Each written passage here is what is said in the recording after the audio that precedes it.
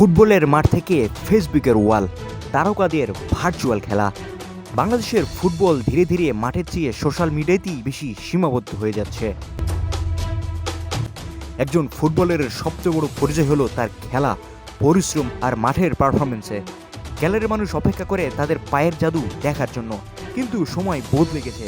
এখন অনেক খেলোয়াড়ের কাছে মাঠের পারফরমেন্সের চেয়েও গুরুত্বপূর্ণ হয়ে উঠেছে ফেসবুকের পোস্ট, স্টোরি, লাইভ আর ব্যক্তিগত প্রচারণা। বিশেষ করে দেশের তরুণ ফুটবলারদের একটা অংশ এখন যেন ভার্চুয়াল জনপ্রিয়তার প্রতিযোগিতায় নেমে পড়েছে। Facebook scroll, live, reels, status, comment.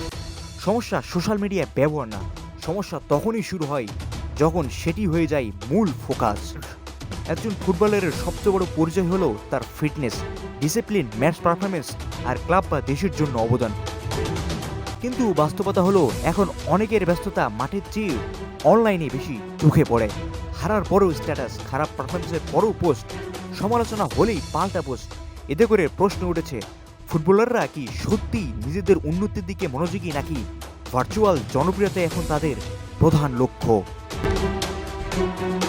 বাংলাদেশের ফুটবল এখন উন্নতির জন্য লড়াই করছে। এখানে প্রতিটি খেলোয়াড়ের দায়িত্ব অনেক বড়। বিদেশি ফুটবলাররা দিনে ঘন্টার পর ঘন্টা অনুশীলন করে নিজেদের আরও উন্নত করতে ব্যস্ত থাকে, আর আমাদের দেশের তরুণ খেলোয়াড়রা ক্যারিয়ারের শুরুতেই সোশ্যাল মিডিয়া সেলিব্রিটি পরিণত হওয়ার দৌড়ে নেমে যাচ্ছে।